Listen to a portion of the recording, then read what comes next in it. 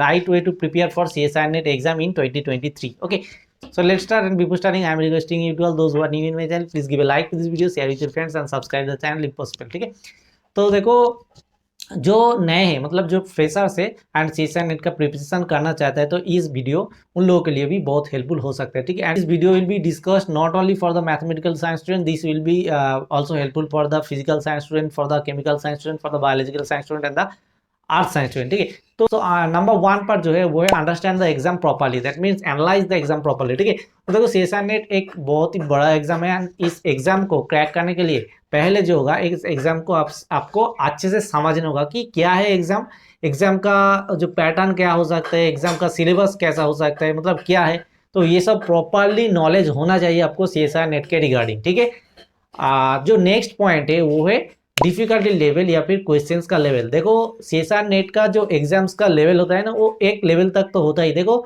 और एक बात यहाँ पर जो इम्पोर्टेंट मैं यहाँ पर शेयर करना चाहूँगा आपके साथ वो है, देखो सीएसआईआर नेट जो ऑफलाइन सेशंस होता था आई थिंक जून 2019 तक जो है ऑफलाइन सेशंस होता था, देन दिसंबर 2019 से जो सीएसआईआर नेट ऑनलाइन हो गया पूरा के पूरा। तो दिसंबर 2019 से आप क्वेश्चन पेपर जब स्टडी करोगे तो देखोगे एग्जाम पैटर्न में एक बहुत ज़्यादा डिफरेंस आया है। ठीक है, मतलब जो ऑफलाइन पेपर्स होता है एंड जो ऑफलाइन पेपर है उन दोनों पेपर का जो क्वेश्चंस आप जब देखोगे मतलब कंपैरिजन करोगे तो आप डेफिनेटली ये समझ जाओगे कि ऑफलाइन पेपर एंड जो ऑफलाइन पेपर का क्वेश्चंस का लेवल में थोड़ा बहुत डिफरेंस ला गया है। मतलब क्वेश्चंस ऑफलाइन पेपर में क्या होता था डायरेक्ट फॉर्मूला बेस्ड या फिर डायरेक्ट क्वेश्चन मतलब डायरेक्ट जो है थियरी से क्वेश्चंस आता था, बट यहाँ पर क्या हो रहा है कुछ मतलब मिक्स करके ये लोग क्वेश्चंस बना रहे हैं। ठीक है, तो मैं ये कह सकता हूँ कि जो सीएसआईआर नेट का डिफिकल्टी लेवल है ऑफलाइन पेपर से ऑफलाइन पेपर में थोड़ा बढ़ गया है। ठीक है, एंड मतलब एक एक ईयर का जो क्वेश्चन पेपर आप जब एनालिसिस करोगे ना, रिसेंट ईयर की बात कर रहा हूँ मैं यहाँ पर, तो आप डेफिनेटली ये समझ पाओगे आफ्टर कंप्लीटिंग योर सिलेबस, नहीं तो आप नहीं समझ पाओगे। जब आप बिगिनर्स हो तो आप ये नहीं समझ पाओगे क्वेश्चन का डिफिकल्टी लेवल कैसा है। बट मेरा जो एक्सपीरियंस है, मेरे एक्सपीरियंस के अकॉर्डिंग मैं ये बोल सकता हूँ कि जो मतलब हर एक जो सेशंस हो रहा है ना उसमें क्वेश्चंस का डिफिकल्टी लेवल थोड़ा बहुत इंक्रीज हो रहा है। ठीक है, ये डेफिनेटली बोल सकता हूँ मैं। ठीक है, तो ये इसको आप एक प्रॉपर एनालिसिस करना पड़ेगा। नेक्स्ट जो है वो है इंपॉर्टेंट टॉपिक्स। देखो सीएसआईआर नेट में सिलेबस तो बहुत ज्यादा है एंड बहुत बड़ा सिलेबस है। देखो ये तो एक बात है, देखो आपको एग्जाम क्रैक करने के लिए इंपॉर्टेंट टॉपिक्स को कवर करना ही करना है। ठीक है, देखो पूरा के पूरा सिलेबस कवर करके आप सीएसआईआर नेट जो एग्जाम है एग्जाम को क्रैक करोगे ये पॉसिबल नहीं है। ठीक है, क्योंकि सिलेबस बहुत ही बड़ा है।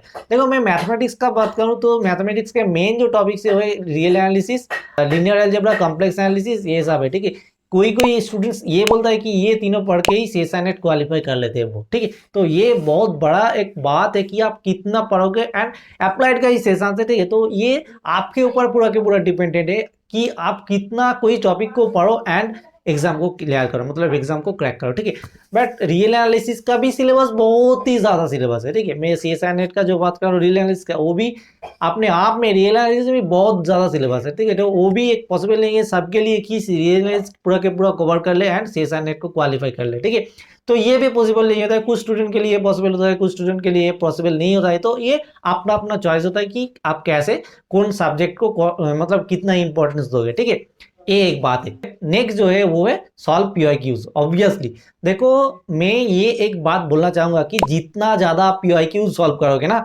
उतना ज्यादा आपका क्वेश्चंस करने का जो तरीका है, question solving skill obviously increase करेगा। ठीक है, तो क्वेश्चन सॉल्विंग स्किल एक बड़ी बात होता है सीएसआईआर नेट का एग्जाम को क्वालिफाई करने के लिए। देखो क्योंकि ये होता है कि हर ईयर ठीक है कुछ ना कुछ नया क्वेश्चन आएगा एंड कुछ ना कुछ नया टॉपिक से क्वेश्चन आ रहा है। मतलब मैं रिसेंट ईयर की क्वेश्चन के ऊपर डिपेंड करके ये बात कर रहा हूँ। ठीक है, तो वो क्वेश्चंस को आपको एग्जाम हॉल में टैकल करना है। ठीक है, तो ये एक बड़ी बात है न्यू क्वेश्चंस को एग्जाम हॉल में टैकल करना। ओल्ड क्वेश्चन या फिर ओल्ड कॉन्सेप्ट के बेस तो क्वेश्चंस आएगा ही आएगा। अभी क्या हो रहा है कि कुछ कुछ न्यू कॉन्सेप्ट भी यहाँ पर इंट्रोड्यूस कर रहे हैं उसके ऊपर बेस करके क्वेश्चंस आ रहा है। ठीक है, तो ये एक बात है कि न्यू क्वेश्चंस को न्यू कॉन्सेप्ट को एग्जाम हॉल में आपको कैसे टैकल करोगे। ठीक है, नेक्स्ट जो है वो है प्रिपेयरिंग शॉर्ट नोट्स। देखो preparing short notes is very important thing for CSIR net और एनी एग्जाम। ठीक है, कोई भी एग्जाम को मतलब देने के लिए आपको शॉर्ट नोट प्रिपेयर करना ही पड़ेगा। ठीक है, देखो शॉर्ट नोट कैसे प्रिपेयर करोगे आप, देखो ये पूरा के पूरा आपके खुद का ऊपर डिपेंडेंट है। देखो जो चीज आपका मतलब आपका खुद में दिमाग में होगा कि ये मेरे को शॉर्ट नोट्स में इंक्लूड करना चाहिए, तो वही आप शॉर्ट नोट में इंक्लूड करो। किसी का बात सुन के या फिर ये इंपॉर्टेंट है या फिर वो इंपॉर्टेंट है ऐसे सुन के मत करो, ठीक है। मैं ये बार बार बोलता हूँ कि अपने आप में डिपेंड करके आप शॉर्ट नोट्स बनाओ, तो वो सबसे अच्छा सबसे बढ़िया शॉर्ट नोट्स बनेगा, ठीक है। देखो सजेशन से एक बात होता है कि कौन सा टॉपिक में, मतलब कौन सा टॉपिक से इस बार क्वेश्चन आ सकता है। ये आप क्वेश्चन जितना ज्यादा एनालाइज करोगे ना पेपर्स को प्रीवियस ईयर का, एंड जो शॉर्ट नोट्स आप खुद बनाओगे ना, तो एक आपने आप में एक मतलब आप क्वेश्चंस को मतलब पकड़ सकते हो कि क्वेश्चंस यहाँ से आ सकते हैं कि यहाँ से आ सकते हैं, ये आप खुद ही समझ सकते हो after a level of preparation. Obviously fast तो जब बिगिनर्स हो तब तो ये नहीं आएगा, ठीक है। जैसे कि मैं इस बार कुछ क्वेश्चंस प्रेडिक्ट कर रहा था कि इस यहाँ से आ सकता है, वहां से आ सकता है, तो वो क्वेश्चंस आया था ऑब्वियसली, ठीक है। तो ये मैं अपने अकॉर्डिंग बोल सकता हूँ कि ये हो सकता है, ठीक है।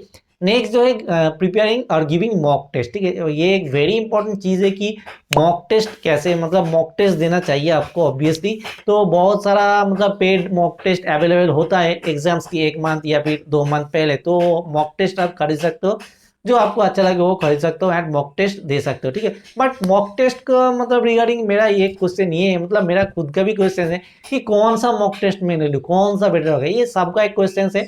तो इसके रिगार्डिंग मैं सोच रहा हूँ कि एक वीडियो बनाऊंगा, थोड़ा बहुत रिसर्च करके, थोड़ा बहुत रिव्यूज देख के एंड मेरे अकॉर्डिंग जितना हो सके उतना रिव्यूज लेके, ठीक है, कौन सा बेस्ट मॉक टेस्ट हो सकता है एग्जाम के पहले, वो मैं एक वीडियो बना दूंगा, ठीक है। तो इस वीडियो में इतना ही। आई थिंक ये वीडियो आपका हेल्पफुल होगा for your session preparation, the right way to preparing for CSIR exam in 2020. If the video is helpful, then obviously give a like to this video, okay, and consider subscribing to my channel if possible. Okay, so thank you for watching. Bye bye.